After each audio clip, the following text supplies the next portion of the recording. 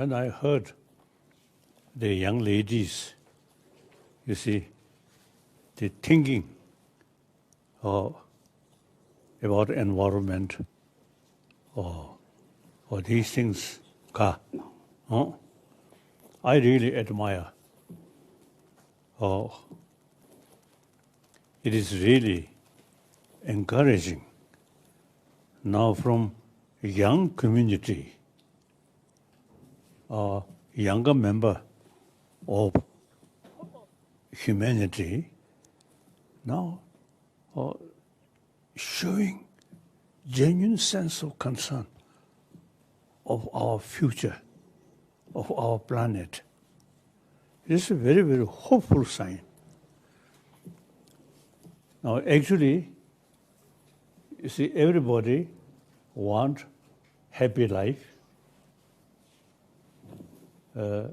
No question about that. Not only we human beings, but also, you see, animals, insects, everyone wants happy life.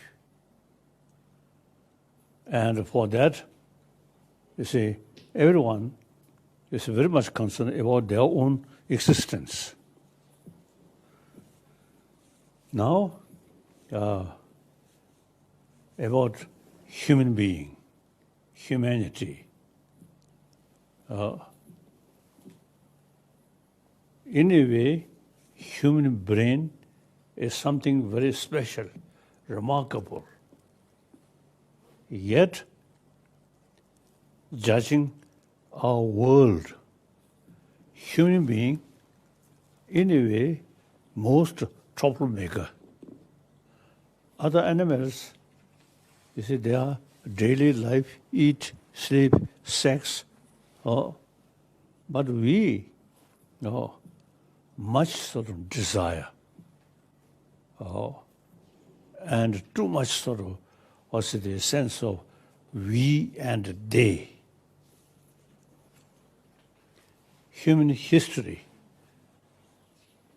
say, I think among the different species of mammals on this planet, I think we human beings, one way, create a lot of good things, but at the same time, we create a lot of problems. Now, today, world, a lot of problem, even to some extent, the ecology. All this, much sort of our own creation. So now, question is why? Our brain, wonderful, but we, you see, too much sort of thinking. Firstly, we ourselves, human being. Secondly, then our nation, our country. Then finally, my family. So eventually, you see, thinking, very small circle. The reality, individual human beings' life depends on the community or family. The family, their life depends on the community. Now, today's world, you see, the entire 7 billion human beings are one human community.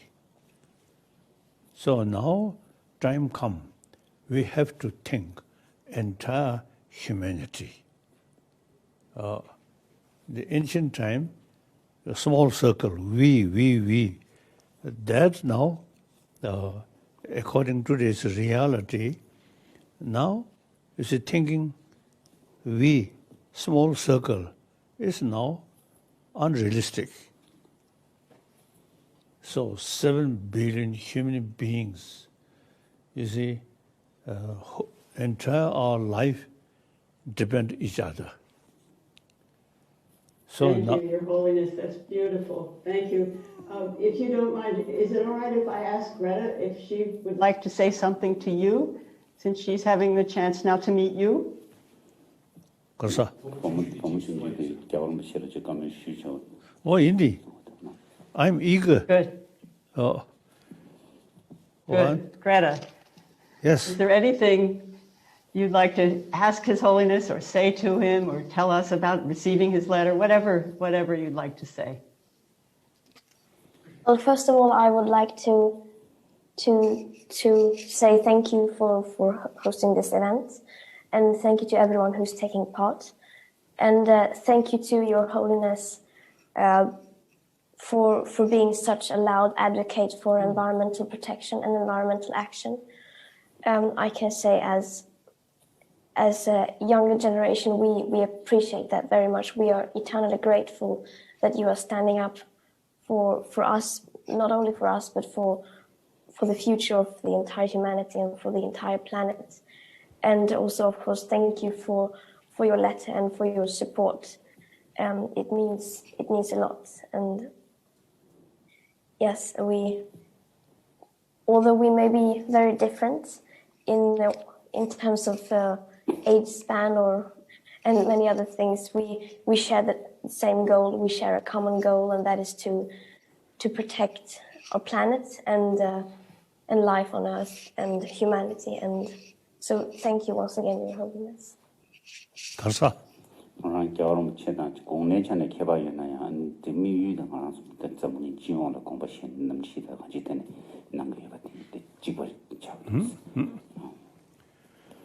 Thank you. So when I heard this young girl from Sweden,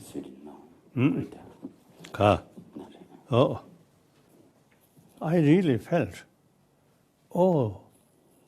there is real hope from our younger generation, who really thinking this environment and these things. So this is, I think, at such a time, we generally world more materialistic thinking, and then finally, small circle, my nation, my community, as I briefly mentioned. So now it is quite rare who talking about world, about environment, these things. I really feel this is a sign of hope for future. Like my generation, now ending. So like you, the younger generation, really, now all our hope depend on these young people. Yes. Thank you, Diana, and thank you, Sue. As you've all learned from my colleague, Dr. Sue Natali, the Arctic is warming faster than the rest of the globe because of feedback loops, the loss of reflective snow and ice, in addition to the increased atmospheric greenhouse gases. So this extra warming is thawing permafrost soils and releasing even more carbon. In other parts of the globe, warming of forests, wetlands, grasslands, and agricultural soils increases the metabolism of plants and soil microbes so that they store less carbon and release more carbon dioxide and methane to the atmosphere, an important feedback loop accelerating warming. Our warming climate has increased droughts, pests, and has made possible some of the largest wildfires in history. The massive fires this past year in Australia, in the western United States, and in the Arctic have added carbon dioxide to the atmosphere, and the remaining dead trees cannot remove carbon dioxide. It is essential that we halt warming rapidly so that we can continue to have the benefit of large-scale atmospheric carbon dioxide removal that our forests provide. While carbon dioxide emissions began to increase after about 1750 when industrialization began, Half of all human-caused emissions have occurred since the first climate treaty in 1992. As you heard Sue say, halting these direct emissions is essential. But to change our trajectory in the direction of a more benign climate, we also need to remove more carbon dioxide from the atmosphere. Forests are the most powerful way we have to do that right now, and they provide an important, helpful feedback. While 11 billion tons of carbon is released by human activity each year, the increase in the amount in the atmosphere is just 5 billion tons. Oceans and plants on land remove the rest, and over half of this is removed by forests. Trees steadily accumulate carbon by absorbing atmospheric carbon dioxide through the amazing process of photosynthesis. That carbon makes up half the weight of dry wood, and some of it accumulates in soils as leaves and fallen wood decompose. In older temperate forests, half the carbon is in the soils, and in northern forests, up to 90% is stored in soils. Now, when a forest is cut, much of the carbon from the wood and soils is released rapidly into the atmosphere. About 15% of human-caused carbon dioxide emissions come from forest loss. Forests are cleared for agriculture and urban development, or to produce wood products, and burned to produce electricity in the developed world. There are more effective ways to grow food, and electricity from burning wood emits more carbon dioxide than burning coal. Zero-emission technologies like solar and wind produce electricity with no emissions during their operation, and they do so at a lower cost than burning wood. So I would say that it is better to keep our carbon inheritance, that's what it is, it's an inheritance from the past, that we keep our carbon inheritance in our forests and soils rather than release it to the atmosphere and try to recover it later. Well, even when forests aren't harvested or cleared, scientists who study forests are finding a worrying trend.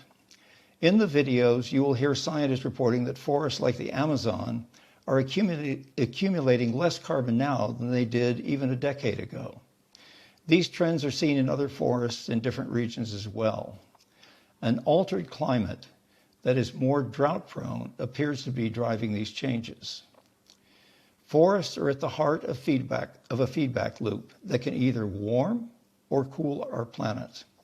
And we get to determine which direction that goes. In a few minutes, we will describe how we can increase the amount of carbon dioxide removed by forests and soils to eventually cool the planet.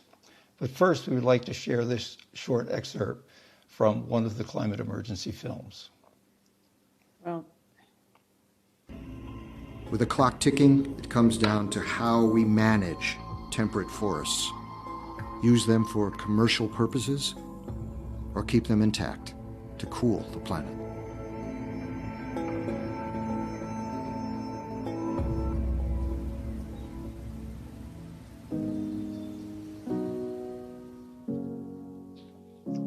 While human activity has kicked off natural warming loops, human ingenuity could reverse their direction, turning them into cooling feedbacks instead. It would mean protecting and expanding forests, preserving marshes, grasslands, and all natural habitats. Using agricultural practices that store carbon instead of releasing it, and letting trees and plants do their job of taking carbon out of the air. This would lower Earth's temperature and kick in a self-perpetuating cooling feedback loop. George Woodwell was an early pioneer warning about fossil fuel use setting off warming feedback loops 5 decades ago. He's convinced the solution lies with nature's own ability to cool the planet. We can store carbon in life. If we want to be optimistic, we have to be very progressive in our transition away from fossil fuels and into a new green world. But it takes imagination, interest, and a recognition of the reality of an Earth that is failing at the moment. We can't allow it to be too late.